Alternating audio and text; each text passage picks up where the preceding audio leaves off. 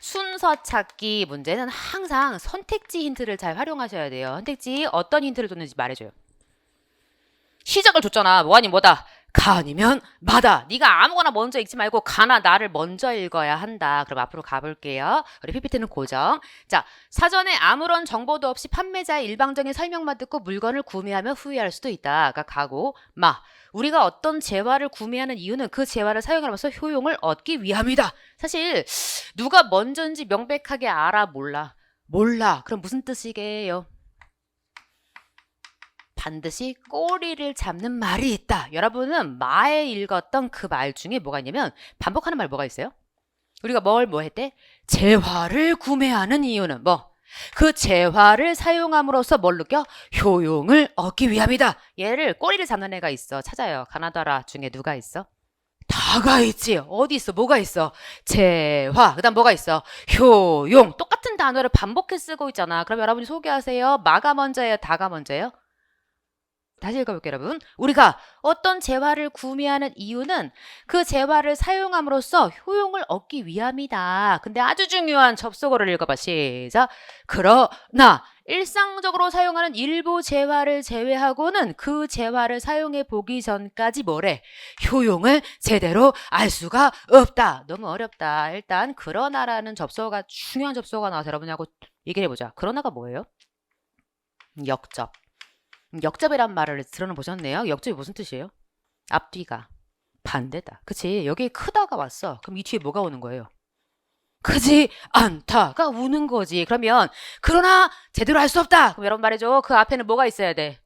알 수 있다가 있겠지. 그러니까 우리가 재화를 구매하는 이유가 뭐예요? 효용을 알 수 있기 때문에 구매한단 말이야. 근데 뭐 하기 전까지는 사용해보기 전까지는 뭐를? 효용을 알 수 없다. 마 뒤에 다가 확실하게 붙어. 다 뒤에 붙는 애를 잡아내요. 그래, 얘도 뭐래? 알 수 없다. 얘도 뭐래? 알 수 없다. 뭐 했어? 예를 들어 알 수 없다. 그러니까 뭐라고 하냐면 처음 가는 음식점에서 주문한 음식이 뭐의 예인지 말해. 시작. 재화의 예인 거지. 실제로 먹어보기 전까지는 음식 맛이 어떤지 이걸 유식한 말로 말해봐. 시작. 효용. 그러니까 네가 정말 쓸모가 있냐? 쓸모가 없냐를 우리가 이러기 전까지는 알 수가 없다. 핵심은 너하고 네가 명백하게 연결돼. 알 수 없다에 뭐여? 예시잖아. 그러니까 얘는 우리가 재화를 구매하는 건 효용을 알 수 있기 때문인데 근데 우리가 사용해보기 전까지는 효용을 알 수가 없는데 대표적인 얘기로 뭐라 나왔어? 짜장면이 여기 나온 거죠, 여러분. 갑자기 너는 짜장면이 생각났구나. 맞아요. 음식 그러니까 짜장면. 이걸 먹어보기 전까지 음식 맛을 알 수가 없는 거지. 누구 뒤에 뭐가 확실하구나. 마 뒤에 다 뒤에 라가 확실하구나. 이 세 개만 가지면 우리는 답을 무조건 찾지. 답은 몇 번이 확실하고 여러분 말해줘요. 4번이 확실하지. 우리 PPT는 고정. 그럼 여러분 소개하세요. 사실 여기는 좀 약간 어려운 부분이 있었어. 어디가 어렵냐면 대부분 따라서 이런 애는 언제부터 여러분? 그래 마지막에 많이 붙는단 말이야. 사실 이 부분을 노렸으면 진짜 어려운 녀석이 될 뻔했어. 누구랑 붙는 건 확실해. 가랑 라가 붙는 건 확실하지. 왜? 같은 말을 공유하고 있잖아. 그러니까 꼬리를 잡고 있으니까 얘네 둘이 붙는 건 확실한데 사실 우리가 직관적으로는 가 뒤에 라가 와야 정상적일 것 같아. 선택지를 봐봐. 누구 뒤에 누가 왔어요?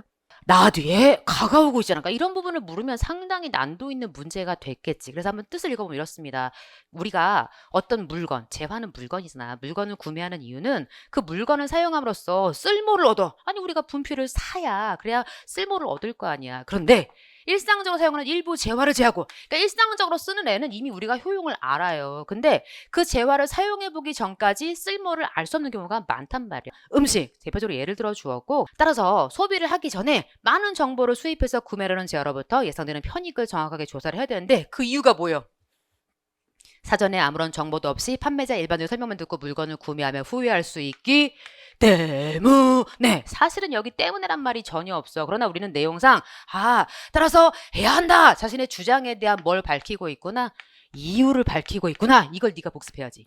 그러니까 답 찾은 거로 막 기뻐하거나 답 틀린 거로 슬퍼할 일이 아니라 답은 당연히 확인을 해야 하고 연결관계가 이 주장을 한 다음에 그 이유를 이렇게 밝힌 거구나 까지 여러분이 복습하면 투 썸스업 떼끼리가 되겠죠. 여러분 정답은 4번을 찍었어야 해요. 1번 문제 보시죠. 밑줄 친 단어의 쓰임이 적절하지 않은 나가리를 골라라 그랬어요. 1번 너는 메모지를 벽에 붓이어 펼쳐줘요. 붓이 펼치실 수 있어야죠. 다고지 자리가 기본형이 뭐다? 붓이다. 우리말에 붓이다 하고 붙이다는 어떤 차이점이 있죠? 네가 붙게 하다 원형을 밝혀줬다면 무슨 뜻이 있다? 붙다의 뜻이 있어야 해요. 그런데 그 뜻이 사라지면 뭘 쓴다? 붙이다. 우표는 전자 후자.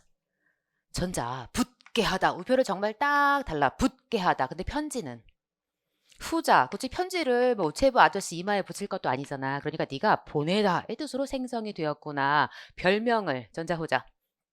전자. 혜원이한테 별명을 붙게 하다. 정말 우표를 붙게 하듯이 붙여 주었다는 뜻이 되는 거죠. 엄마가 용돈은요. 붙이다. 이거 좋아하는구나. 그래. 용돈을 붙이다. 그러면 메모지는 진짜 벽에 붙게 하는 거예요. 붙이다예요. 붙이다. 당연하지. 우리 말에 버리다가 맞아요. 벌리다가 맞아요.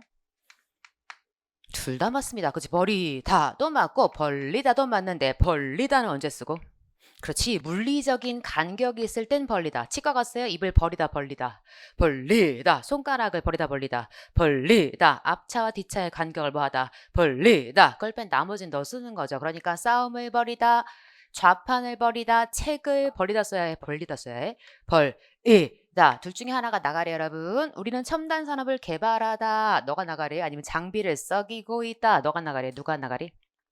3번 너 나가래. 우리말 썩이다 썩히다 여러분 구분하세요. 언제는 썩이다를 쓰고 엄마 속은 썩이다. 그래 3문공 공부했니? 3문공 특강을 들었다면 모를 수가 없죠. 속만 썩이다. 나머지 뭐하다? 썩히다. 재능을 썩히다. 시간을 썩히다. 감옥에서 세월을 썩혔어. 지금 장비도 썩히다를 써야겠죠. 우리말 가의 개발과 겨의 개발을 구분해 주세요. 얘들은 어떤 차이점이 있어요? 둘 다 정신적 개발에 씁니다. 그런데 이 중에 하나는 물리적 개발에 쓸 수 있죠. 누구만 물리적 개발?